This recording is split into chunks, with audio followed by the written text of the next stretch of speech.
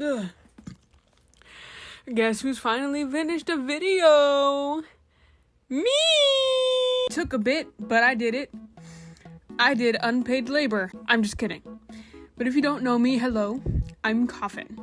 People call me Coffin, or Coffee, or Bean, or if you've seen my Discord user, dat pussy. I'm a disabled 20-year-old queer artist, which means I'm unemployed, because not even Walmart wants my dumbass, and I'm depressed, like, all the time. I had you guys submit your OCs into a Google form with a small description for me to draw. To be fair, I used a wheel to choose 14 out of 344 total submissions. Crazy, I know. Originally it was 20, but I had to lower it due to some issues, so sorry, not sorry. I also made sure to ask what people were comfortable with, so know if you finish the form that you've agreed to everything you've told me. This is all in good fun, so you only have yourself to blame. I will be posting all the art after the video is uploaded, and the links to all the participants will be in the description. I also had a Q&A form open for people to ask questions. Both of those forms are closed right now. If this goes well, maybe I'll do it again in the future. Who knows? I don't know. But let's get into it. Yeah, get into it. Yeah, get into it. First up, we have these two paper cuties, Elaine and Chris from Medicine. I almost pronounced that as Medicyan. Please be nice to me if I butcher these names. English is my only language and I still can't speak it. You mentioned how I could simplify the designs if I felt like origami was too difficult, but nothing's too difficult for me. The OCs were so colorful and fun that there was only one character I could have used. Fun herself. Funhouse is the main character of my story, Inquisitive Funny Mind, or IFM for short, which is basically like the main story, where characters from all my other stories cross over with each other. Funhouse is a clown, so Funhouse is her stage name. Her real name is Emmett. Imagine having a name like that. You'd think I'd have a hard time giving her outfits that doesn't clash too much with her palette, but surprisingly I find it rather easy. Despite what people think, she's not really a sweets person, but I'm sure she'd smell like a watermelon. Fun is a normal human with an unexplained skin condition spanning generations, which I never explain, because not everything needs or has an explanation. Sometimes it just is what it is. She also canonically has DID, dissociative identity disorder, which isn't a main plot point or driving force of the story. I always like to imagine what other people's OCs would be like in my world, and these are just so cute and fun, and I've absolutely fallen in love with them. Next is Agni Azur from a fellow person, I'm so sorry. And don't worry, I get the struggle. I've always had a soft spot for skeletal or zombie or floating head OCs. Of course, I do have magic in my world, if you couldn't tell. I'm not great at writing magic systems though, so it's something I've been working on since I've really started creating an actual story. There are a few things though that I've set in stone so far, those being: 1. Blood and souls are essential for magic use, as blood is what connects to your soul to the heart. Without one, it's limiting. Without either, it's impossible unless your being is made up of magic. 2. Blood must be warm, as warm blood is what keeps the living alive. Losing blood lowers your magic. Being cold-blooded or lacking blood makes it limiting in what magic you can learn or harder for your body to adjust to using. 3. Magic is limited by your mind and your body. Some species or families have magic specific to them either due to generational adaptation or the matter of their body. And 4. Everyone only has one soul, but the soul doesn't need to be yours to use it for magic, if you can figure out how to connect that soul to you. I can't explain it all, so instead I'll just give some quick examples. Slimes and undeads are known to be some of the only beings capable of using magic without the need for either blood or a soul. Fizzy, a slime, is essentially just a walking body of water piloted by magic. Magic itself can adapt over time, and it has its own conscience, which leads to characters like the Sins, while Kaya, an undead, is a dead soul brought back due to airborne magic. The magic itself creates its own body using a dead soul as a blank slate, so her whole body is magic, compared to a normal zombie who still inhabits a physical body. Vampires are known to be cold and bloodless. This is the main reason why they seek blood, to fuel themselves for magic, not for food. Salvonia and Cameron are both vampiric characters. Cameron is more of the classic trope.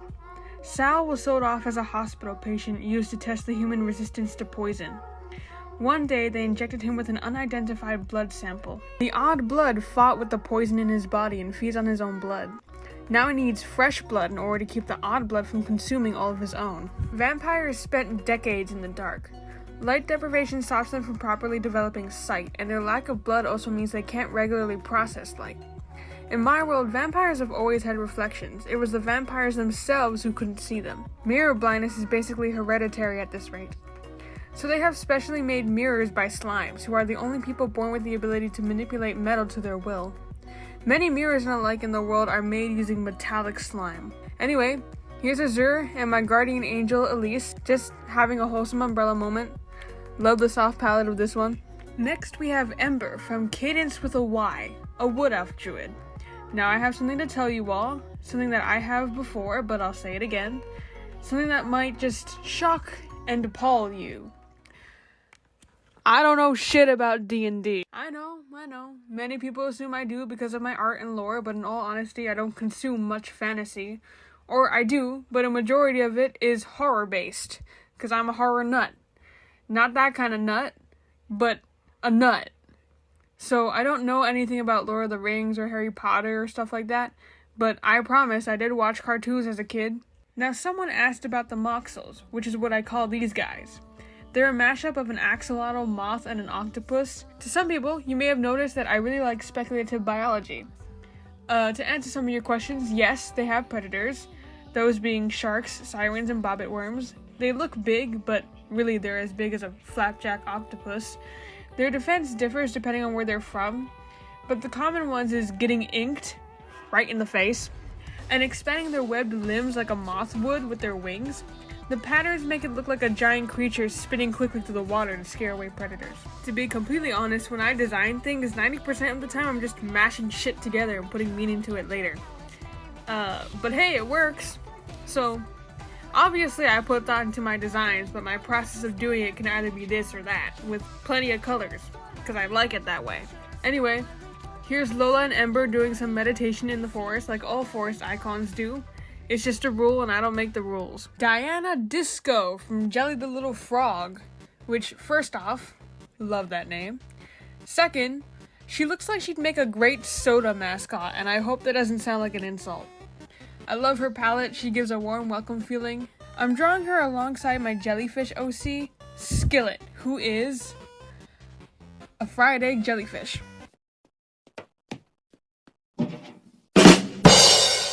I've shown two of my other jellyfish OCs, Moonlight and Adelaide. My designs tend to change quite a lot, because my world building and lore is always improving. I like to make notes about my creatures, sometimes just for the fun of it. Would it surprise you to know I failed chemistry and barely passed marine biology? No. Maybe, since my notes look like this, but I doubt it. A lot of my bug or animal-like characters do tend to follow a lot of their inspirations. Liva is a slug with shitty hearing, and when she vomits, her skin becomes paler and drier since she's taking water out of her body. Yes, she vomits as an attack. Take that as you will. Or how a lot of bug humanoids have special ointments they scrub onto their wings to keep them from withering. Be careful. Many of them are for specific species. Put the wrong ointment on you, and you could seriously hurt yourself. Or just straight up die. Here's a clip from a draft I made explaining it a little bit.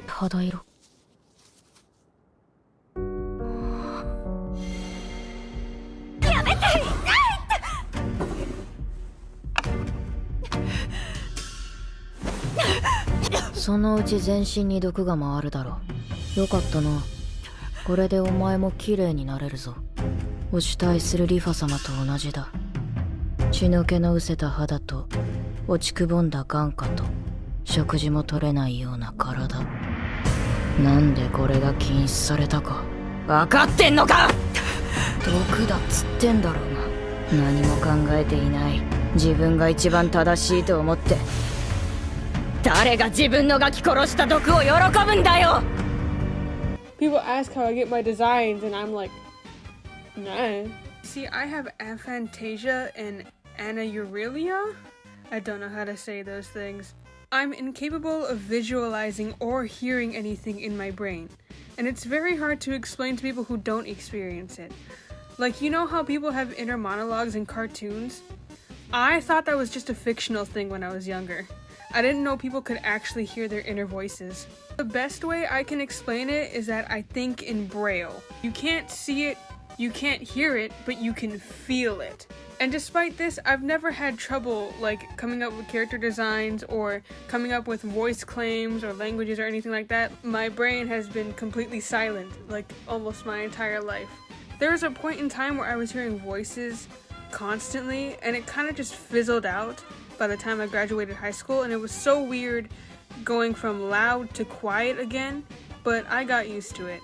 Neither of those things are medically seen as disabilities because they don't really affect the person's ability to think. The brain still brains, but you know, there's still stuff going on being figured out about it. Also, I totally, absolutely stole that Braille idea. Sorry, rascal. This is Nova from Gaming Girl Person. And hey, you and Fun could be hair besties. That girl's hair is canonically 15 feet long, and I'd be giving her the most JoJo Bizarre Adventure hairstyles because I have free will. I'm an absolute sucker for tiny wings. It itches my brain so good. You mentioned she was chatty, so I paired her with my Pegasi Fitzy. She lives for the gossip. Oh, so I know there's differences between pony, alicorn, unicorn, and Pegasus, but I do what I want, goddammit. This is just their last name. Genetics in my world is rather wonky. Unless it's explicitly stated that as species genetics are overall dominant, you have no idea what kind of baby you're popping out. Fitzy is the second daughter of Andromeda, who's the main antagonist of IFM.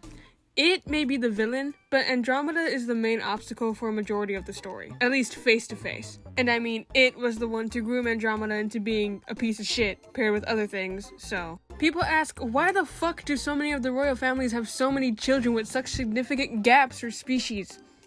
Many reasons.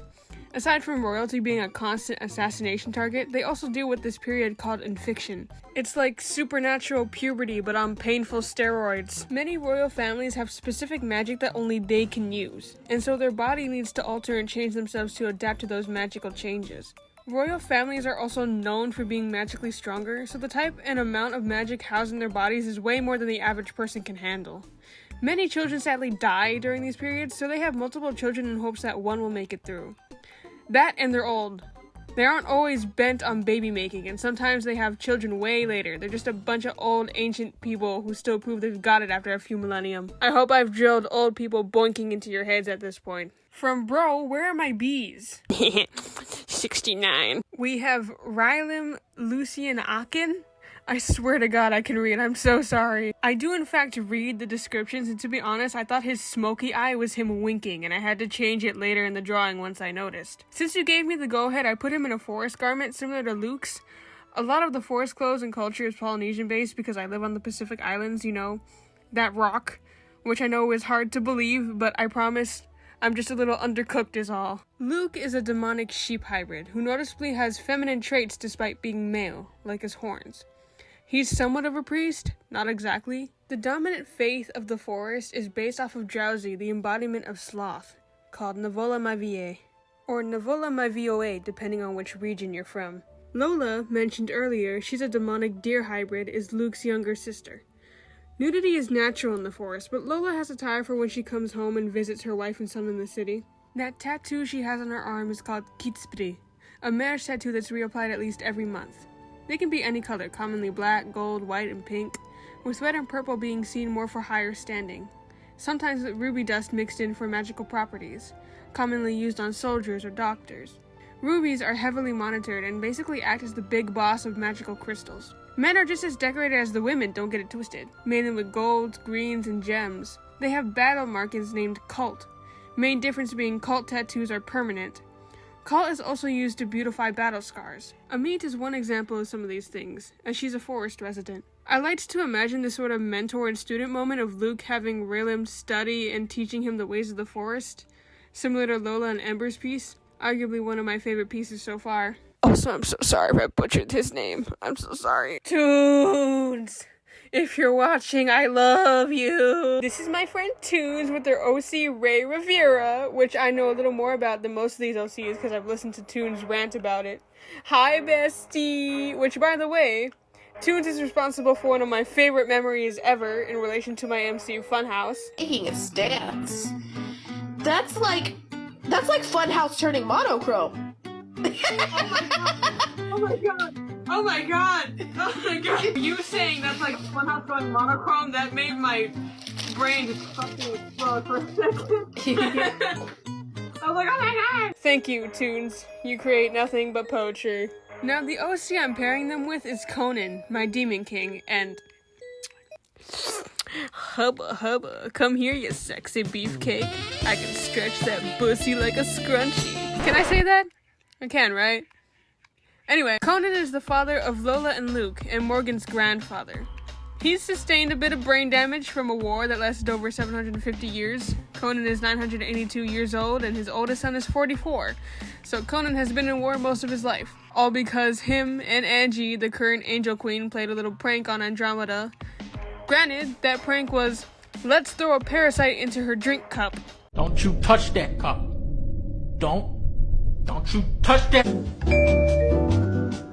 God, you gotta touch that goddamn fucking. But by supernatural standards, 'twas just a prank, bro. Of course, in context, there's more than that, but IFM starts off the aftermath of that first war, with one of the first biggest conflicts being Andromeda declaring another war when the cast tried to overthrow her, where they failed horribly since they were unprepared. Now, Conan used to be a big ladies' man, with his own harem, being a king and all that.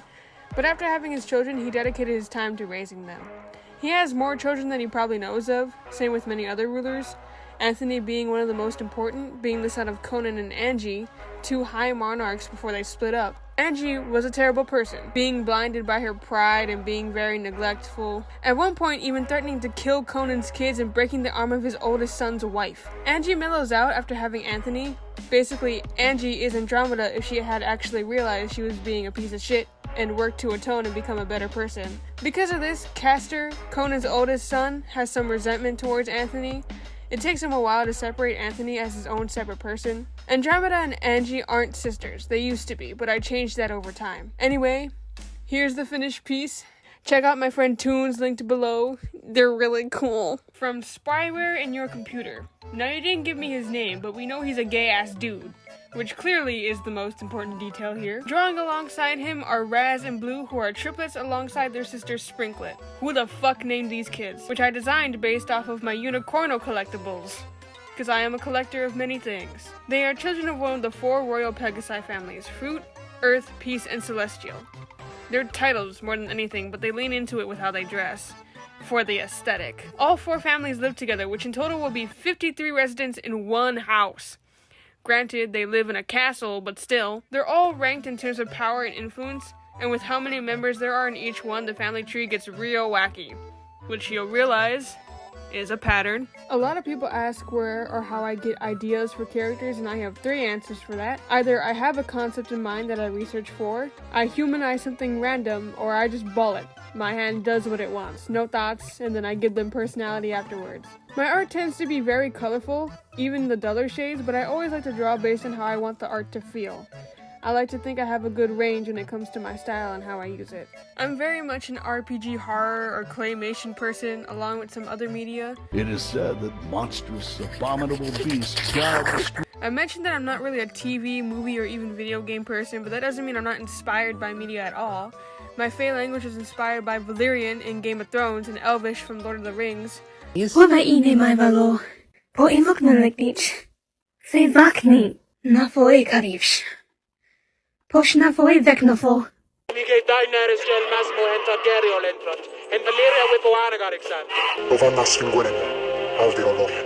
Which, funny enough, I've never watched either. I got them off of Vanity Fair and Wire videos. If I had to say what my favorite video game was, since I game more than anything, Fran Bow and the Don't Escape series are my favorites. Tep from Screwy_N64, with a good old adorable horrible creature. Don't we just love those? I'll say I love how the nose kind of makes it look like the chicken's beak. Don't know if that was purposeful, but it's genius. Since he's so cuddly looking, I decided Carla needs some fluff in her life. Oh, Carla.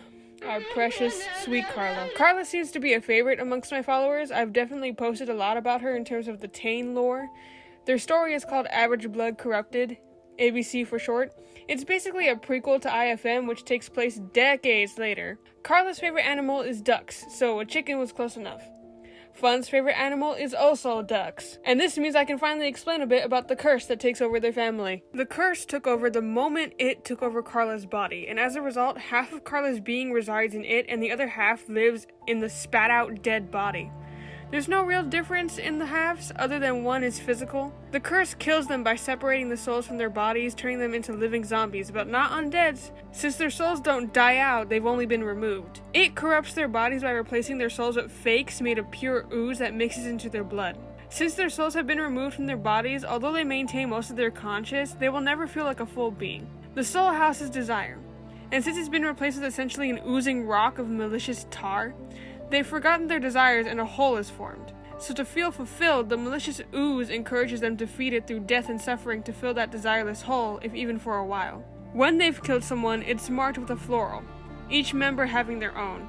There's no real correlation with the plant and the person, but it's still thought to be related. And since their souls have been replaced with evil, they're emotionally manipulated to be disconnected, and any offspring are born with the ooze, cursing their souls to be inherently malicious. Essentially, their once warm desires are replaced with cold violets, grooming and forming them to be beings who trade others' lives to fill that empty hole over and over and over again. Deep, huh? Morgan is 4th generation, with another messy tree, who's created a crack in the curse because it made a slip-up, carelessly killing him as a child because he said he wanted to be nice, which is the exact opposite of what the curse should be doing. It deemed him a failure. Morgan was revived behind its back. Curses can't be broken unless the cursed follows the curser's conditions, or if the one who cursed them kills them.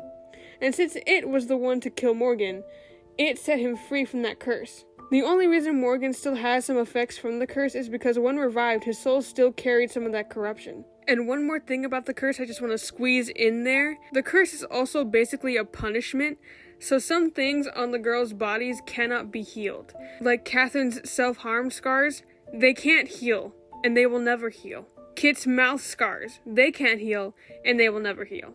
It's basically a punishment, a reminder, which is super duper depressing. So enough depression, more hugs. Phoebe from Sour Cow 9984. Part human, part moth, who rocks out to give to orphans and charity. Very pog of you. She looks like a hugger. I'm not a hugger, but I'd give her one. This is my big wind dragon boy named Lotus. Not every character I have plays a big part in my story. Sometimes they just exist. Nothing wrong with that. Sometimes you have a design that you really like, but you have no place in the story to put them or anything to do with them. Some of my favorite things to draw are eyes and hands and anything fashion related. The stand user could be anybody. It could even be me! My OCs are based off of my fashion sense, which, I mean, they had to get their drip from somewhere, huh? One thing about me is that I don't know what makes a bad outfit. In my eyes, everything looks good, and I've never understood how people could be so angry over something that was ugly. Yet when I say that, I get death threats. This translates a lot into my art and is one of the reasons I don't feel like art school or jobs would be good for me, mainly because of how I think. I'd just be confused all the time. What do you mean the character design is bad? What do you mean these colors are ugly? It's not that I don't understand preference or opinion, I have those myself. I just think everything looks good and that everyone has their own taste. So never ask me if your outfit looks good, because I will just say yes and mean it. My fashion is basically theater kid uses box of donated scraps. Remy from Still Dead 312. We love a good old persona. I will never understand people who hate on OCs with simple designs. I mean, if you aren't going for anything specific, just design them however you want. It's cool to have characters whose designs are symbolic, which can also be simple, but it's also nice to have designs that are just fun. This submission was easily the quickest at only over 40 minutes, which, trust, is quick. I use Ibis Paint X for all my digital art and to animate. Sometimes I'll draw and then take them over to VideoStar or CapCut to animate them. I've had VideoStar since my early middle school days, which isn't an animation app, by the way. It's one of those apps for kids to record themselves with funny little filters. Don't ask me how I managed to animate on it, I just winged it. I started using it to animate after my old app was deleted from the App Store, which was Framecast. Ugh. I know I just gave some people war flashbacks. I won't mention mine, just know as an artist, Framecast was my amino. People also ask what I use to record for voice acting. My phone. That's it. I don't have any fancy equipment, and then I just slapped the reduced noise feature on the audio like 5 times. I use GarageBand to make my small tunes like Catherine's theme.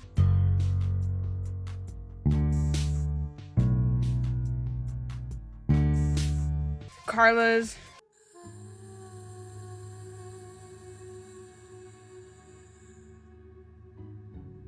and all the other little tunes I made for my gaming shorts.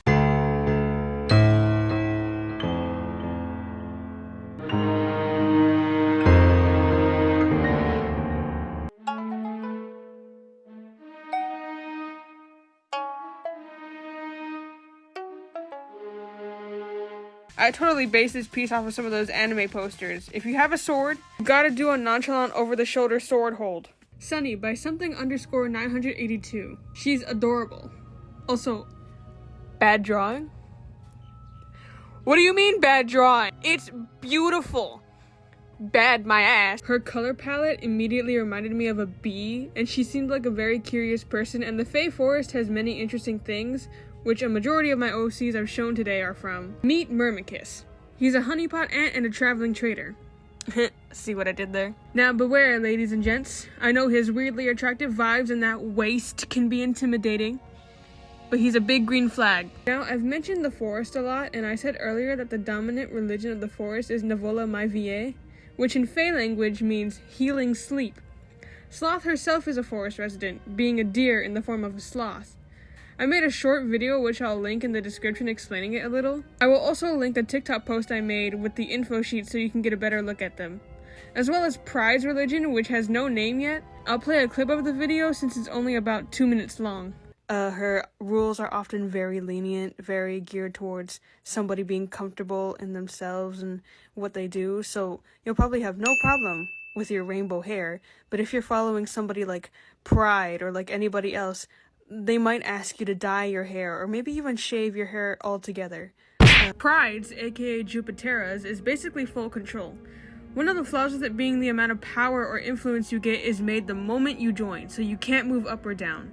You're stuck there, and the only out is death, which at that point is just a straight up cult. There isn't one communal religion per se, but if I had to choose the most common religion shown amongst my characters, it would be Sloths. I plan to have every sin have their own following. There are many faiths, but it's always been a difficult part for me in writing, so I only have 2 done so far. Despite all the supernatural in the world, there are people who are still atheists, like Catherine. That's because of the whole debate around who's considered a god at that point if even the smallest of creatures can create their own following. If the supernatural is as common as the average human, what makes the ones they follow more special than a monarch? Especially if most of them don't bother to interact or interfere with the world. It itself doesn't have a religion, but they are basically the embodiment of evil, just if evil itself had a conscience. They have power over the world without people knowing. And I also have more info on them that I can link in the description since it really needs a full video to itself. Getting back to Myrmicus for a second, he's actually considered in his species to be quite feminine. He's 8 feet tall, like he's huge, but he's actually smaller than the average ant. He also does crafts and trading, which is more commonly done by the women. He's basically the mom friend of the group, and he speaks in a very soft and gentle tone. Something Carla needs in her life, and something he'd love to give her. You get what I'm putting down? I'd also fuck that bug. The janitor from Dr. Blackbird Zero, who, despite looking terrifying, is actually a pretty nice guy. And he likes jazz. Well, damn. I'm a bee then. You like jazz, Janitor? I'm getting Little Nightmares flashbacks. Let me introduce Clicky, who isn't the child of Kit and Seeker, but instead, a doll-like clone created by the TAINS in an attempt to find a cursed loophole. Sadly, I'm sure you can tell that failed. Clicky may not have experienced the canon event of the first murder, but instead she attracted death to her, like a bad luck charm. Clicky was sewn by Catherine using her ability Embodied Rot. Then Carla used her ability Parasitic Puppet to bring her to life. Over time, with magic, Clicky began to develop a conscience and in turn created her own soul, which is unheard of. However, it seems like despite Clicky having no relation to the TAINS, she still became a bad magnet. She's a sweet soul who doesn't hurt, but instead the things around her hurt themselves when she's around for too long. She was set free by the TAINS, not because they planned to use her, but because they had no use for her. It wasn't their problem anymore to keep caring for her, and carelessly let her go to wander the world and bring unintentional suffering. But it's not their problem, in their eyes. Although it was a bad and cruel decision, it's better than what they had planned, which was to kill Clicky. But Carla didn't want Clicky to die for something that wasn't her fault, so she suggested they spare her and simply let her go. Carla is the most merciful of her sisters and saw herself in Clicky. I guess you could read this piece as platonic or romantic. I just wanted to make something that was macabre but cute, wholesome in a terrifying way. Also, she canonically stinks. Girl never showers. Last but not least, Ben Dateson, aka Deadman from Juice_Dubs. We've got a ladies' man on our hands, ladies and gentlemen. Also, trust me, I wanted to, but I was tired at that point, and I wanted to get to script writing. But, I promise I will do it on the side because I find it hilarious. real quick, since we're on the topic, yes, I do draw Not Safe for Work and occasionally voice it. You can find it on my Patreon or Blue Sky. If you're of age. This lovely lady I'm drawing next to him is Helia. Or, if you want a mouthful, her full name is Helixko Vife. And if you want to sound like you're casting an ancient spell, Naife Kotve Helixko Vife. Dude, cast a spell! Willy Wigger, kill that nigga! Scratch that. Pronouncing these names doesn't make you sound like you're casting a spell, it just makes you sound French. Fe Kotve means helper of forest. Nai being female, Moovek being male, and Navik being neutral. Ilo means no, and Vi means yes in Fe, and Fe tends to repeat itself a lot, with Fo being you and Posh being me. Now, there are also derogatory words, like shifty, which is an insult to shapeshifters, or fifth rot, which insults any demon or angel that is mixed with any other species. They're slurs, basically. Then we have words like veknafo and vakdo, or tongue latcher, that are just basic insults. Helia is also a Pegasi, like Fitzy, but you can tell the obvious differences in their ears and just general appearance. Helia has gills on the side of her body. Fitzy has 2 sets of wings. Helia is very dark while Fitzy is light. And Helia's ears are smaller and pointed, almost like elves. And Fitzy's are higher on her head and are more like horse ears. Other details like the way their fur is drawn and eyes. Helia is from the celestial oceans, which is known for being pretty dark, so her eyes are bigger to take in more light, and her body is dark to blend in with the pitch black ocean. Her body is also bioluminescent, like many creatures of the deep sea. While Fitzy is more airborne, coming from the heavens as a child of Andromeda who's an angel hybrid. I like when 2 characters look different. Storytelling. People were worried because some of them weren't colored, but I said, don't you worry, it won't stop me. I incorporate that shit for extra flavor. Here they are, drink in hand, smile on his face, and Helia sitting looking pretty. I promise I will doodle them on the side, I will get to it. And there you have it, all 14 submissions done, picked from 344 submissions. I want to thank you all for watching and submitting and being patient. This is my biggest vid in terms of scripting because I've never done a script that wasn't voice acting before. It's not my strong suit. It's not my strong suit, but I hope you enjoyed it. All the submissions will be posted on my Insta and TikTok and maybe here later. Don't want to spoil too soon. All participants and extra info will be linked down below, so go and check that out. I plan to have my next big video be a sketchbook tour of all my sketchbooks, which is like over 30. So comment below suggestions or what you want to see, and I'll see you guys later. Make sure this here knocking your high fidelity.